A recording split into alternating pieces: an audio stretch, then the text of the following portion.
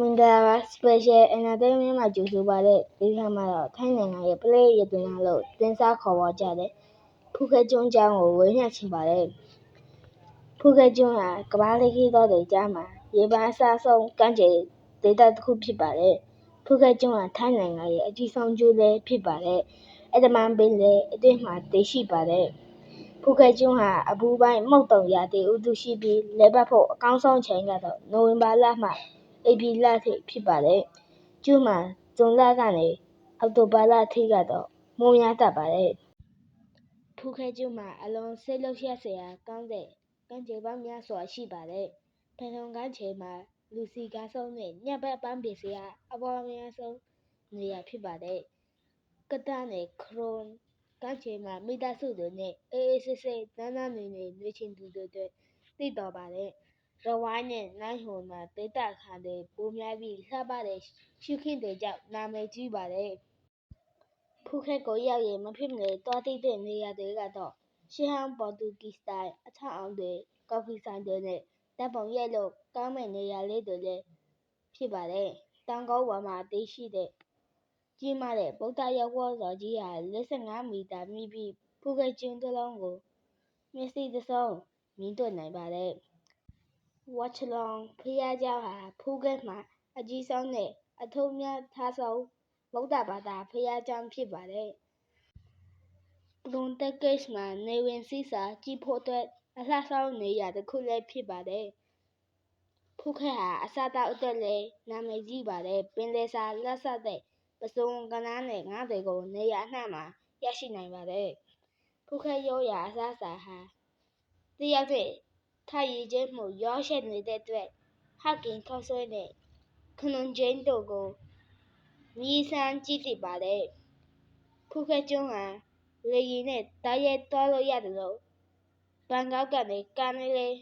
သွားလို့ရပါတယ်။ကျွန်းပေါ်မှာတော့စင်ကိန်းငှားစီးလို့ရသလိုကားအသုံးပြုတာကအဆင်ပြေဆုံးဖြစ်ပါတယ်။ဖူးခက်ကျွန်းမှာရေကစားတာရေငုပ်တာကိုလည်းပြုလုပ်နိုင်ပါတယ်။အနီးနားကကျွန်းစုလေးတွေလည်းတစ်ရက်တာခရီးစဉ်အဖြစ်သွားရောက်လည်ပတ်နိုင်ပါတယ်။ဖူးခက်ကျွန်းဟာဒီဂျစ်နယ်နိုမယ်တွေနဲ့ရေရှည်နေထိုင်သူတွေအတွက်အချက်အခြာကျဆုံးနေရာလည်းဖြစ်ပါတယ်။နိုင်ငံတကာရေကြောင်းလိုင်းတွေတိုးချဲ့ပျံသန်းနေတာကြောင့်ခရီးသွားဦးရေဟာကိုဗစ်မတိုင်ခင်ကာလထက်ပိုမိုမြင့်တက်နေပါတယ်။ကျွန်းမှာဝီလာသစ်တွေနဲ့နိုင်ငံတကာအဆင့်မီအပန်းဖြေစခန်းတွေအများအပြားထပ်မံဖွင့်လှစ်ထားပါတယ်။အစိုးရတွေကလည်းဖူးခက်ရဲ့သွားလာရေးစနစ်ကိုအကြီးအကျယ်မြှင့်တင်ထားပါတယ်။ဖူးခက်ကျွန်းဟာ Smart City မြို့သစ်နေရာအနှံ့မှာ 5G ကွန်ရက်တွေနဲ့နည်းပညာသုံးဝန်ဆောင်မှုတွေပိုကောင်းလာပါတယ်။ဖူးခက်ရဲ့လမ်းပန်းဆက်သွယ်ရေးဟာကထူးကနေပတောင်ကိုသွားတဲ့ဥမင်လိုင်းကောင်းစီမံကိန်းနဲ့လမ်းသစ်တွေကြောင့်အရင်ကလိုလမ်းပိတ်ဆို့မှုပြဿနာအချို့တွေကိုလည်းမရှိတော့ပါဘူး။ဖူးခက်ရဲ့ရေရှည်တည်တံ့မှုမှာတော့ခရီးသွားတွေများလွန်းတာကြောင့်သဘာဝပတ်ဝန်းကျင်ထိန်းသိမ်းရေးစည်းကမ်းတွေကိုပိုမိုတင်းကျပ်ထားပါတယ်။ဥပမာဆိုရင်တာတာကျောက်တန်းထိန်းသိမ်းရေးနဲ့ပလတ်စတစ်အသုံးပြုမှုလျှော့ချရေးတို့ဖြစ်ပါတယ်။ယခုလက်ရှိဖေဖော်ဝါရီလမှာဖူးခက်ရဲ့အပူဆုံးနဲ့အသာယာဆုံးအချိန်ဖြစ်တဲ့အတွက်ပင်လယ်လှိုင်းငြိမ်ပြီးရေကစားလို့အကောင်းဆုံးအချိန်လည်းဖြစ်ပါတယ်။ဖူးခက်ဟာခရီးသွားဝင်ရောက်မှုများပြားတဲ့အတွက်ဟိုတယ်ဈေးနှုန်းတွေနဲ့စားသောက်စရိတ်တွေဟာထိုင်းနိုင်ငံရဲ့အခြားဒေသတွေထက်သိသိသာသာပိုမြင့်မားနေပါတယ်။ယခု2026ခုနှစ်ဖူးခက်ကျွန်းမှာဆိုရင်ထိုင်းနိုင်ငံရဲ့ကမ္ဘာလှည့်ခရီးသွားလုပ်ငန်းကိုအဓိကအဖြစ်ထက်ရပ်တည်နေပြီးအရင်ကထက်ပိုမိုခေတ်မီလာတာကိုတွေ့ရပါတယ်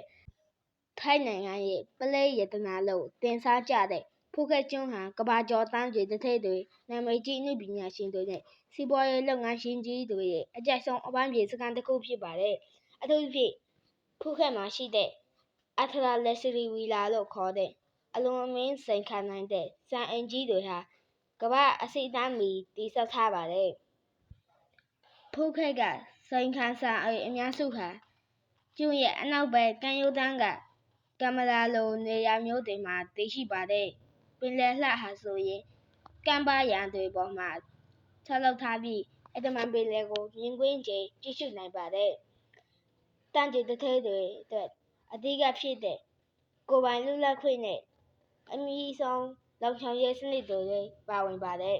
။စိန်ခံစာအင်ကြီးတွေဟာထိုင်းရိုးရာစတိုင်နဲ့ခေတ်မီစတိုင်ကိုပေါင်းစပ်ထားပါတယ်။စိန်ခံစာအင်ကြီးတွေဟာပင်လယ်ပြင်နဲ့တဆက်တည်းဖြစ်နေကြောင်းထင်မှတ်ရတဲ့ရေကူးကန်ကြီးတွေဟာအဓိကအမှတ်အသားတစ်ခုလည်းဖြစ်ပါတယ်။စိန်ခံစာအင်ကြီးတွေထဲမှာအကောင်းဆုံးကျွန်းသစ်တွေ၊ပိုးသတ်ကျောက်မျက်ရတနာတွေနဲ့ဥရောပကတင်သွင်းတဲ့ပရိဘောဂတွေကိုလည်းအသုံးပြုထားပါတယ်။လူကြီးမင်းများအနေနဲ့ကျွန်တော်ဝေမျှလိုက်တဲ့အကြောင်းအရာတွေကိုနှစ်သက်သဘောကျတယ်ဆိုရင်ကျွန်တော်ရဲ့ channel ကို follow နဲ့ subscribe လုပ်ပေးကြဖို့တောင်းဆိုချင်ပါတယ်ခင်ဗျာ။ကြည့်စစ်သူလူကြီးမင်းတဦးချင်းစီကိုကျေးဇူးထူးတင်ပါတယ်ခင်ဗျာ။နောက်ဗီဒီယိုမှာပြန်လည်ဆုံတွေ့ကြပါမယ်ခင်ဗျာ။